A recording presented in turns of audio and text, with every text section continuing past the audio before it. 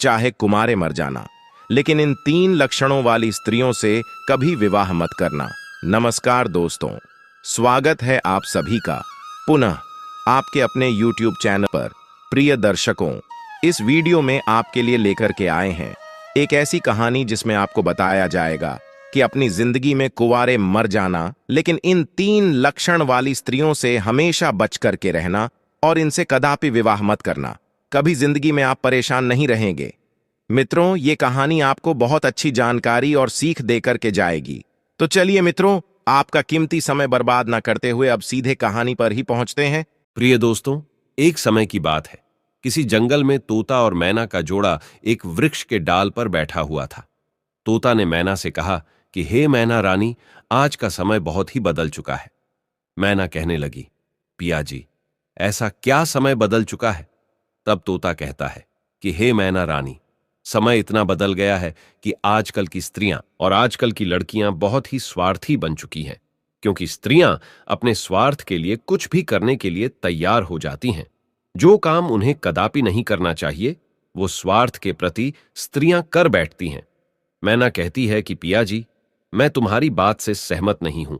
स्त्रियां कैसे स्वार्थी हो सकती हैं? आप हमारी नारी जाति की बुराई कर रहे हैं। तोता कहता है, नहीं मैना, तुम हमारी बात पर विश्वास करो। तब मैना कहती है, नहीं स्वामी, मैं तुम्हारी बात पर विश्वास नहीं कर सकती हूं।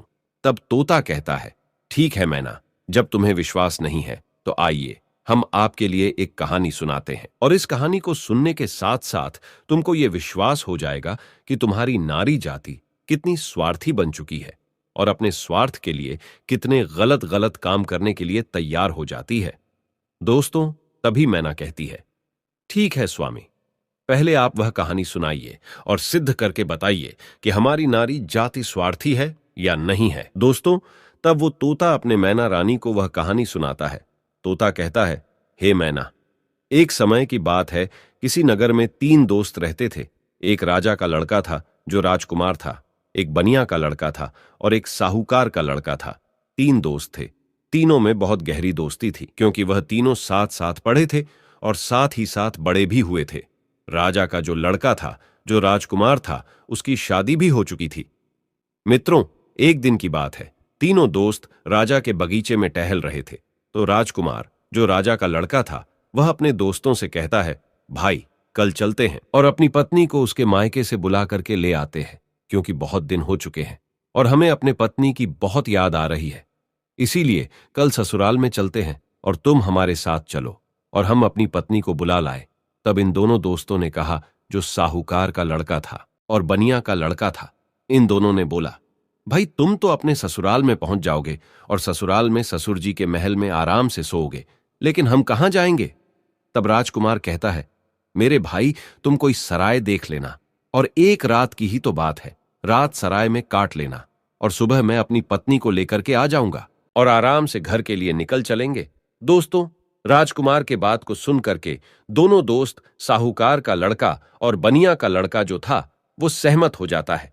लेकिन बनिया का लड़का जो था, वो बहुत ही चालाक और चतुर था, और जो राजा का लड़का, राजकुमार और साहूकार का बेटा, बिल्कुल भोले और नादान थे। दोस्तों, दोनों दोस्त जब सहमत हो गए तो दूसरा दिन होता है और दोनों दोस्त अपने दोस्त राजकुमार के साथ में वहां से चल देते हैं, और चलते चलते 3 दिन इनके रास्ते में लग गई। और 3 दिन के बाद में राजकुमार अपने ससुराल के पास में जब पहुंचता है, उस नगर के पास में जब पहुंचता है, तो राजकुमार अपने दोनों दोस्तों से कहता है, मेरे भाई, यहां कोई सराय देख लेना और रात उस सराय में काट लेना और मैं ससुराल जाता हूं, सुबह जल्दी आ जाऊंगा। तोता कहता है, हे मैना। राजकुमार इतना कहने के बाद अपने ससुराल के लिए चला जाता है, और इधर साहूकार का लड़का और बनिया का लड़का सराय की तलाश में निकल जाते हैं। ढूंढते ढूंढते उनको एक सराय दिखाई देती है, और सराय के जब समीप पहुंचते हैं तो उन्होंने देखा कि यहां खाने पीने की भी व्यवस्था सही है और रुकने की भी व्यवस्था सही नजर आ रही है। दोस्तों, सराय के दरवाजे पर जब वे पहुंचे तो वहां उन्होंने एक बुढ़िया को देखा। उस बुढ़िया के पास में जाकर कहने लगा, हे माता, हम इस सराय में रात व्यतीत करने के लिए आए हैं और सुबह चले जाएंगे। हमारे लिए इस सराय में जगह दे दो जो हम रात सही से काट सके।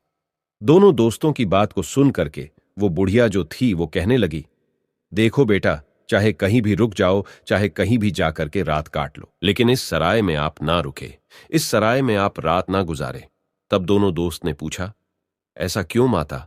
तब बुढ़िया कहती है, मेरे पुत्र, इसमें अगर आप रुके तो आप जिंदा नहीं बचेंगे, क्योंकि आपकी मृत्यु हो जाएगी। दोस्तों, इस तरह से वो बुढ़िया जो थी साहूकार के लड़के और बनिया के लड़के को समझा रही थी। तब तक एक बहुत सुंदर लड़की, एक बहुत सुंदर युवती दरवाजे के भीतर उस साहूकार के लड़के को दिखाई दे जाती है। साहूकार के लड़का ने जब उस सुंदर युवती को देखा तब वो उस पर मोहित हो गया और उसके साथ रात में रुकने के लिए वो तैयार था।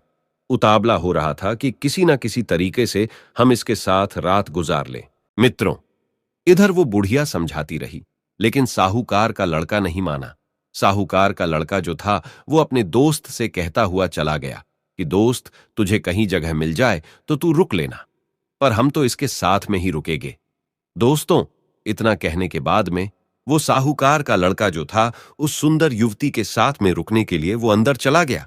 और जो सराय में एक हॉल टाइप का रूम यानी हॉल जैसा एक कमरा था, वो बहुत गहरा और लंबा था। उसमें वो सुंदर युवती के साथ में साहूकार का बेटा चला जाता है।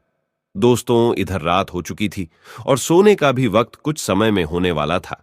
दोस्तों, वो तोता मैना से कहता है, इधर साहूकार का लड़का उस सुंदर युवती के साथ में सराय के अंदर चला गया, लेकिन बनिया का लड़का बाहर रह गया, जो बहुत ही चालाक था, वह चतुर था और समझदार था। बनिया का लड़का ने उसे रोका भी, लेकिन वो नहीं माना। अब दोस्तों, बनिया का लड़का जो था वो बुढ़िया के पास फिर से पहुंचता है और कहता है, हे बूढ़ी माता, मैं आपकी बात को समझा नहीं। आपने कहा कि इस सराय में जो रुकेगा उसकी मृत्यु हो जाएगी और वह सुबह जिंदा लौट करके नहीं आएगा। इसका क्या कारण है? बताने की कृपा करें। मित्रों, तब वो बुढ़िया कहती है, बेटा, तुम उसे रोक रहे थे, लेकिन तुम्हारा दोस्त नहीं माना। मुझे डर है कि वो सुबह आपको जिंदा नहीं मिलेगा। बनिया का लड़का कहने लगा, वही तो मैं आपसे जानना चाहता हूं, माता, बात क्या है? खुल करके बताओ। तब बुढ़िया ने कहा, बेटा, ये जो सुंदर युवती आपके दोस्त ने देखी, जिसके साथ में वह अंदर चला गया, ये सुंदर युवती जो है ये एक वैश्य है और नागिन है। ये रात में अपना रूप बदल लेती है और जिसके साथ ये रात में रुकती है उसी को डस लेती है और उसको मार देती है। इसलिए हमको डर है, क्योंकि जो भी गया वो जिंदा लौट करके नहीं आया। तोता मैना से कहता है। बनिया का लड़का ये सुन करके घबरा गया और कहने लगा, हे बूढ़ी माता, हमें कोई रास्ता बताओ जिससे हम अपने दोस्त की जान बचा सके। तो बुढ़िया कहती है कि बेटा, मैं तुम्हें एक तलवार देती हूं और अगर तुम उस नागिन का वध कर सको तभी तुम्हारा दोस्त बच पाएगा। बनिया का लड़का समझदार और चतुर था, वो तैयार हो गया और कहने लगा, माता, लाइए तलवार, मैं अपने दोस्त का जान जरूर बचाऊंगा, चाहे हमारी जान ही क्यों ना चली जाए। मित्रों, बुढ़िया बनिया के लड़के को तलवार देती है और वो चुपके से सराय के अंदर घुस जाता है और जहां उसका दोस्त साहूकार का बेटा उस वैश्य के साथ में लेटा हुआ था, वही पास में एक कोने में जाकर के बैठ जाता है और इंतजार करने लगता है कि कब ये नागिन का रूप धारण करे और हम इसको मारे।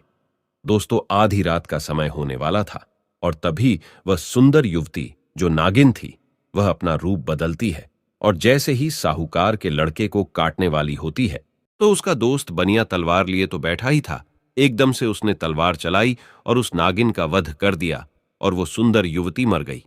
दोस्तों, इस तरीके से उसने अपने दोस्त की जान बचाई और उस मरी हुई नागिन को पलंग के नीचे रख दिया एवं छिपा दिया। दोस्तों, तब तोता मैना से कहता है, वो बनिया का लड़का जो था इतना काम करने के बाद, अपने दोस्त की जान बचाने के बाद सराय से बाहर निकल आता है और जब बाहर निकल आया तो उसने क्या देखा कि एक सुंदर स्त्री जो है वह जंगल की तरफ जा रही है। उसने देखा और विचार किया कि यह सुंदर स्त्री जंगल में इतनी रात में कहां जा रही है। हमें देखना चाहिए, इसके पीछे पीछे जाना चाहिए और ये जानकारी लेना चाहिए कि ये जा कहां रही है। वो बनिया का लड़का जिसके हाथ में तलवार था, जिसने नागिन का वध किया था, वो उस सुंदर स्त्री के पीछे चल देता है और वो बनिया का लड़का सोचता जा रहा है कि देखे ये कहां जा रही। वो स्त्री चलती चली गई और जंगल में एक साधु का आश्रम था और वो स्त्री साधु के आश्रम पर पहुंच गई और जाकर के उसने साधु से मुलाकात की और वो सारा नजारा बनिया का लड़का दूर से ही देख रहा था। जब उसका जाने का समय हुआ तो साधु से मिलने के बाद फिर वो सुंदर स्त्री हाथ जोड़ करके कहने लगी, आज आपसे मेरी आखिरी मुलाकात है। साधु कहने लगा, वो क्यों? तो वो सुंदर स्त्री जवाब देती है, हमारे पति हमें लेने के लिए आए हैं और अभी हमारे घर पर ठहरे हुए हैं। कल मैं अपने पति के साथ ससुराल चली जाऊंगी।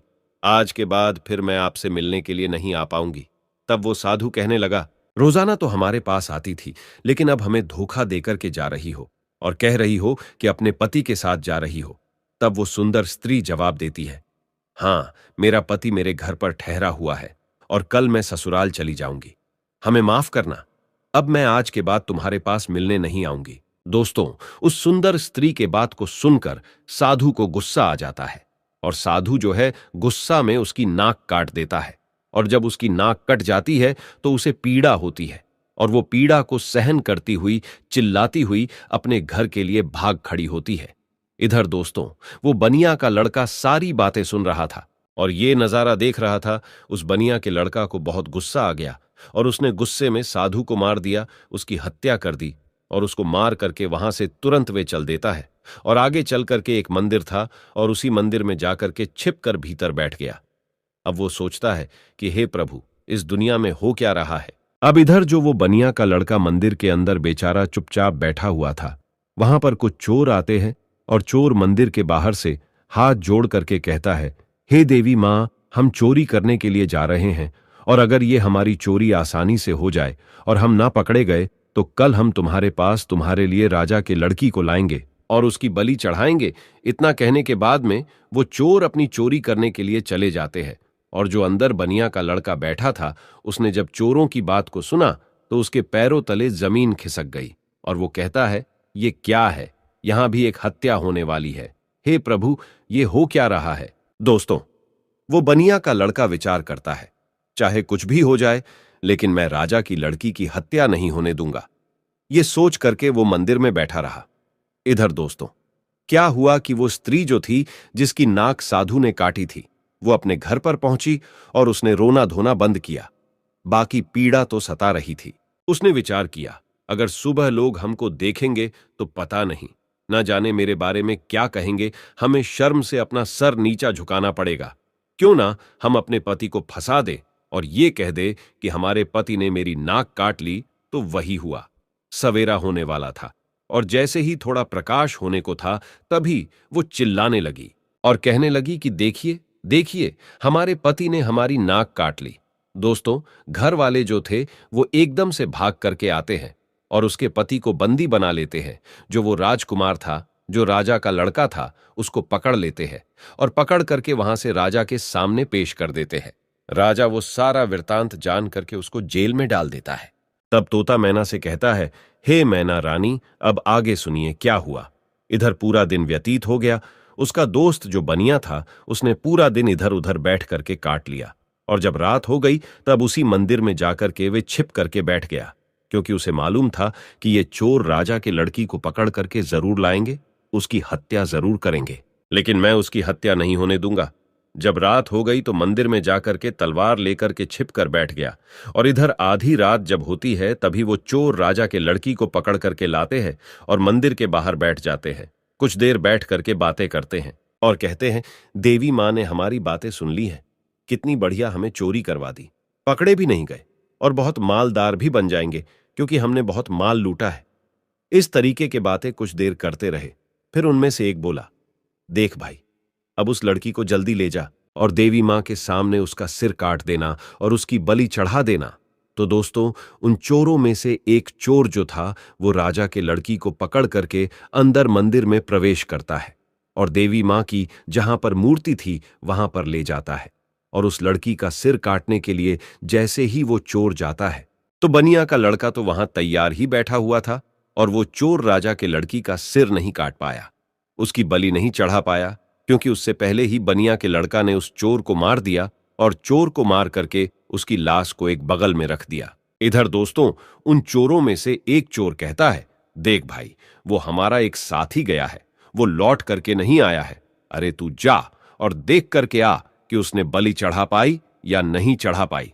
दोस्तों, ऐसे ही दूसरा चोर जो है जैसे ही मंदिर में प्रवेश करता है तो वो बनिया का लड़का तैयार बैठा हुआ था, उसने उसको भी मार दिया। कहने का मतलब यह है कि इसी तरीके से उस बनिया के लड़के ने जितने भी चोर थे सारे चोरों को मार दिया और उस राजा की लड़की की रक्षा की। जब सारे चोरों को मार देता है तब वो लड़की निर्भय हो जाती है और उसके बाद में वो बनिया का लड़का राजा की लड़की से कहता है कि चलो हम तुम्हारे घर तक तुम्हें छोड़ देते हैं। दोस्तों, राजा की लड़की घबराई हुई थी, उस बनिया के लड़के के साथ में चल देती है और इधर राजा की जो लड़की थी वो बनिया के लड़के से प्रेम करने लगी और कहने लगी कि हम तुमसे विवाह करना चाहते हैं। दोस्तों, बातों ही बातों में वो लोग राजा के घर तक पहुंच गया और घर के दरवाजे पर जैसे ही पहुंचा तो बनिया का लड़का ने मना कर दिया, नहीं, मैंने तुम्हारी रक्षा की है, इसका मतलब ये नहीं है कि मैं तुमसे विवाह करूं, मैं ऐसा कदापि नहीं कर सकता। राजा की लड़की को गुस्सा आ गया और कहने लगी, अगर आप हमारे साथ शादी नहीं करेंगे तो मैं आपको जेल में डलवा दूंगी। बनिया का लड़का कहने लगा, जैसी आपकी मर्जी, लेकिन मैं शादी नहीं करूंगा। दोस्तों, तभी राजा की लड़की दरवाजे पर चिल्लाती है और कहती है, बचाओ, ये हमको पकड़ करके ले जाना चाहता था और ये हमारी इज्जत लूटना चाहता था। दोस्तों, राजा के लड़की को चिल्लाते हुए सैनिकों ने देखा तो सैनिकों ने भाग करके उस बनिया के लड़के को पकड़ लिया और राजा के सामने पेश कर दिया और कहा कि राजा साहब, ये तुम्हारी लड़की की इज्जत लूटना चाहता था, ये आपकी लड़की को पकड़ करके ले जाना चाहता था। वो तो आपकी लड़की चिल्लाने लगी, इसलिए मैंने बचा लिया। अगर वो नहीं चिल्ला पाती तो ये आपके लड़की के इज्जत के साथ खिलवाड़ कर देता। दोस्तों, ये सुनने के बाद राजा को क्रोध आ गया और उसने पकड़ करके उस बनिया के लड़के को जेल में डाल दिया, जहां उसके दोनों दोस्त भी मौजूद थे। जो साहूकार का लड़का था और राजा का लड़का था, वो दोस्त भी उसे मिल गए। साहूकार के लड़का को सराय वालों ने पकड़वा दिया क्योंकि इसने एक वैश्य व सुंदर युवती का वध किया, इसलिए वो भी वहां जेल में मौजूद था। अब तीनों दोस्त जेल में जाकर के मिल जाते हैं और एक दूसरे के साथ में वहां बैठ जाते हैं। इधर दोस्तों, अगला दिन हुआ और वो राजा दरबार में तीनों को बुलाता है, जिन तीनों को राजा ने पकड़ करके जेल में बंद किया था, और उन्हें सजा सुनाने के लिए तैयार हो जाता है। दरबार लगा हुआ था और राजा ने जो साहूकार का लड़का था जिसने वैश्य का वध किया था, उसे अपने पास में बुलाया और उससे कहा कि क्यों रे, तेरा क्या नाम है, कहाँ का रहने वाला है। तब वो लड़का कहने लगा कि मैं साहूकार का बेटा हूं। राजा कहने लगा, ये बता, तूने वैश्य का वध क्यों किया, उसे क्यों मारा। अब दोस्तों, उस साहूकार के लड़का को कुछ मालूम ही नहीं था जो वो राजा को बता सकता। उसे नहीं मालूम था कि वैश्य का वध किसने किया। वैश्य का वध साहूकार के लड़का ने किया नहीं था। जो उसे मालूम होता, राजा ने फिर पूछा, चुपचाप क्यों खड़ा है, बता कि तूने उस वैश्य का वध क्यों किया। दोस्तों, तब वो साहूकार का लड़का तो नहीं बोल पाया, लेकिन जो बनिया का लड़का था वो कहने लगा, महाराज, क्षमा चाहता हूं जो बीच में हमको बोलना पड़ रहा है। इसे कुछ मालूम नहीं है, इसने वैश्य का वध नहीं किया, क्योंकि वैश्य का वध मैंने किया है। राजा कहने लगा, तो बता तूने क्यों किया, बात क्या है। तब दोस्तों, वो बनिया का लड़का कहता है, हे महाराज, हम अपने दोस्त के साथ में, इसी साहूकार के लड़का के साथ में सराय में रुकने के लिए एक रात गुजारने के लिए गए थे और एक बूढ़ी मां ने मना किया था, इसके अंदर नहीं रुको, क्योंकि जो रुकेगा वो सुबह जिंदा नहीं बचेगा। लेकिन ये हमारा दोस्त नहीं माना और उसने सुंदर वैश्य को देख करके रात गुजारने के लिए अंदर सराय में चला गया। मुझे उस बुढ़िया के द्वारा मालूम हुआ कि ये नागिन है और ये नागिन का रूप में आकर के इसको डस लेती, इसलिए तब मैं तलवार को लेकर के अपने इस दोस्त की जिंदगी बचाने के लिए जहां ये पलंग पर वैश्य के साथ सोया हुआ था, वही एक कोने में जाकर के बैठ गया। और जैसे ही उस वैश्य ने रूप बदला और नागिन बन करके हमारे दोस्त को डसने के लिए तैयार हुई, मैंने तुरंत उसको मार दिया। अगर आपको विश्वास नहीं है तो जहां पलंग पड़ा हुआ है उसके नीचे हमने मरी हुई नागिन रख दी है, आप देख लीजिए। दोस्तों, तब राजा ने सैनिकों को भेजा और वहां सैनिकों ने जाकर के वही मरी हुई नागिन पाया और आकर के सारी बात राजा को बताया कि सत्य बात है। तो दोस्तों, राजा प्रसन्न हो गया और कहने लगा, ठीक है, तूने दोस्ती का फर्ज निभाया है, जो अपनी दोस्त की जिंदगी बचाई है। दोस्तों, राजा साहूकार के लड़का को छोड़ देता है। उसके बाद में राजा जो था वो राजकुमार, यानी कि जो राजा का लड़का राजकुमार जो था, उसको बुलाता है और उससे पूछता है कि तू बता कि तूने अपनी पत्नी की नाक क्यों काटा। अब दोस्तों, उसको भी नहीं मालूम था नाक किसने काटी है, वो भी चुपचाप खड़ा था। राजा ने फिर दोबारा पूछा कि बोल क्यों नहीं रहा है कि तूने अपनी पत्नी की नाक क्यों काटा। तब दोस्तों वो बनिया का लड़का फिर से हाथ जोड़ करके कहने लगा कि महाराज क्षमा करे, इसको भी नहीं मालूम इसने अपनी पत्नी की नाक नहीं काटी है। नाक किसने काटी है वो सारा वृत्तांत मैं आपको सुनाता हूं। तब उस बनिया के लड़के ने राजा को बताया कि ये लड़की साधु से प्रेम करती है। रात में साधु से मिलने के लिए गई, मैं इसके पीछे पीछे गया। इसने कहा कि मैं कल से तुमसे मिलने नहीं आ सकती, मेरा पति मुझे लेने के लिए आया है। ये सुनकर के उस साधु ने इसकी नाक काट ली और इसने आकर के अपने पति को फंसा दिया। इसने गलत किया। राजा कहने लगा, मैं तेरी बात पर विश्वास कैसे करूं? तब उस बनिया के लड़के ने कहा, महाराज सैनिकों को भेजिए जहां उस साधु का आश्रम है। देख लीजिए कि मैंने साधु का वध कर दिया है।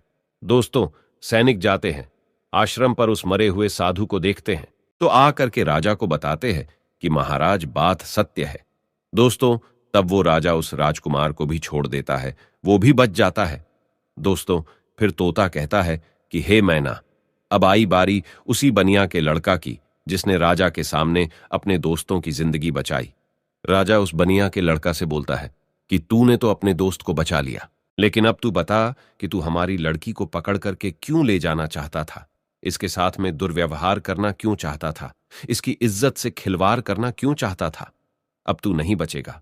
दोस्तों, तब वो बनिया का लड़का कहता है कि महाराज क्षमा करे, ये आपकी लड़की जो है ना, इसने हमें गलत फंसाया है। आपकी लड़की की बलि चढ़ाने के लिए कुछ चोर इसको पकड़ करके ले गए थे। मैं उसी मंदिर में था, मेरे हाथ में तलवार थी क्योंकि मैं साधु को मार करके आया, और आपकी लड़की को मारने के लिए जैसे ही एक चोर अंदर मंदिर में आता है, मैंने उसको मार दिया। दूसरा आता है, उसको भी मार दिया। इसी तरीके से जितने भी चोर थे मैंने सबको मार दिया, और सभी मंदिर में ही पड़े हुए हैं। अगर विश्वास नहीं है तो सैनिकों को भेज करके देख लीजिए। दोस्तों, वही हुआ। सैनिक जाते हैं मंदिर के पास में, मंदिर में जाकर के देखते हैं तो उन चोरों की लाशें पड़ी हुई थी। तो सैनिकों ने आकर के सारी बात राजा से कही कि महाराज बात सत्य है, आपकी लड़की की रक्षा इसने की है। इसने इज्जत से खिलवाड़ नहीं किया और ना ही इज्जत लूटने की कोशिश की है। वो बनिया का लड़का कहता है, हाँ राजा साहब, मैं आपकी लड़की को पकड़ करके क्यों ले जाऊंगा। और सुनिए महाराज, चोरों से बचा करके जब आपके लड़की को घर छोड़ने के लिए आ रहा था, तब आपकी लड़की हम पर आसक्ति हो गई, प्रेम करने लगी और विवाह करने की जिद करने लगी। मैंने कहा, मैं ऐसा कदापि नहीं कर सकता। मैंने जिस लड़की की रक्षा की है और उसके बदले में मैं उससे विवाह करूं, उसकी इज्जत से खिलवाड़ करूं, ऐसा मैं नहीं कर सकता। मैंने उसे मना किया तो उसने कहा, अगर तुम हमसे विवाह नहीं करोगे तो हम अपने पिता से कहकर तुम्हें जेल में डलवा देंगे। और उसने वही किया। बनिया के लड़के के बात को सुन करके राजा जो था, उसका चेहरा शर्म से नीचे झुक जाता है, और तब उसने बनिया के लड़के को आजाद कर दिया और माफी मांगी कि जाओ बेटा, तुम आजाद हो, तुम्हारी गलती नहीं है। इस तरीके से वो बनिया का लड़का जो था अपने दोनों दोस्तों को बचा लेता है और खुद भी बच जाता है, और तीनों दोस्त हंसते हंसते अपने नगर में चले आते हैं और आराम से फिर वही रहने लगते हैं। तो दोस्तों, अब वो तोता कहता है कि हे मैना, देख लिया, इस तरीके से नारी जात स्वार्थी बन चुकी है और अपने स्वार्थ के लिए गलत से गलत काम के लिए तैयार हो जाती है। अब उस गलत काम के लिए चाहे कुछ भी करना पड़े, चाहे कितने भी कष्ट झेलना पड़े, चाहे किसी के भी जिंदगी से खिलवाड़ क्यों ना करना पड़े, लेकिन ऐसी स्त्रियां नहीं मानती हैं। दोस्तों, अपने पिया तोता की बात को सुन करके मैना जो है वो चुप हो जाती है। उसके बाद में तोता कहता है, हे मैना रानी, इसीलिए तो मैं सोचता हूं कि चाहे भूखे मर जाना, लेकिन इन 3 लक्षणों वाली स्त्रियों से कभी विवाह मत करना। तोता समझाता है कि 3 लक्षणों वाली स्त्रियां ये है। पहली, वो जो पति होकर के भी पराये पति से हित करे और पराये पति से छुप छुप के मिलने के लिए जाए, अपने पतिव्रता धर्म को भूल जाए और उसके साथ में हवस का शिकार बन जाए। तो ऐसी स्त्री से हमेशा बचना चाहिए और ऐसी स्त्रियों से दूर रहना चाहिए। और दूसरी स्त्री वो है जो एक स्त्री तो है, लेकिन वेश्यावृत्ति के तरह जिंदगी गुजार रही है, नागिन की तरह रह रही है। अब उसे अपने हवस के इच्छा पूर्ति के लिए चाहे अपने पति का ही कत्ल क्यों ना करना पड़े, लेकिन वो कर बैठती है और नागिन की तरह अपने पति को दस करके उसे मार डालती है। तो ऐसी वेश्यावृत्ति के लक्षण वाली जो स्त्रियां हैं, इनसे दूर रहना चाहिए, इनसे कदापि विवाह करने की इच्छा नहीं रखना चाहिए। और तोता बोला, हे मैना, तीसरी स्त्री वो है जिसकी जान अगर कोई बचाए और अगर वो मरने के लिए जा रही हो और उसकी अगर कोई जान बचा ले और ऐसे में वे मददगार को ही झूठा फंसा दे और उसी मददगार से विवाह की इच्छा करे, उसी से दुर्व्यवहार करने की इच्छा करे और फिर उसको झूठा फंसा करके उसको मरवा डाले या उसे जेल में बंद करवा दे या उसे सजा दिलवा दे। तो ऐसी स्त्रियों से भी हमेशा बच के रहना चाहिए। इनका कोई भरोसा नहीं है कि किस वक्त तुम्हारी जिंदगी को ले बैठे। तो दोस्तों, मेरे कहने का तात्पर्य यह है कि ये कहानी हमें यही सिखाती है कि चाहे जीवन में कुमारे मर जाना, लेकिन इन 3 लक्षणों वाली लड़कियों से हमेशा दूर रहना, बच करके रहना। कभी जिंदगी में फंसोगे नहीं और कभी जिंदगी में दुखी नहीं रहोगे और तुम्हें कभी भी जिंदगी में रोना भी नहीं पड़ेगा और पछताना भी नहीं पड़ेगा। तो प्रिय मित्रों, कैसी लगी आपको ये कहानी? अगर कहानी अच्छी लगी है, पसंद आई है, तो कमेंट बॉक्स में जरूर बताना और हो सके तो अपने मित्रों को भी शेयर करना और हमारे चैनल को सब्सक्राइब अवश्य करना। और दोस्तों, सच्ची श्रद्धा से कमेंट में जरूर लिखे जय श्री राम, जय हनुमान। साथ ही देवों के देव हर हर महादेव सदैव आप पर अपनी कृपा बनाए रखे। प्रिय मित्रों, वीडियो को अंत तक देखने के लिए धन्यवाद। जय श्री राम।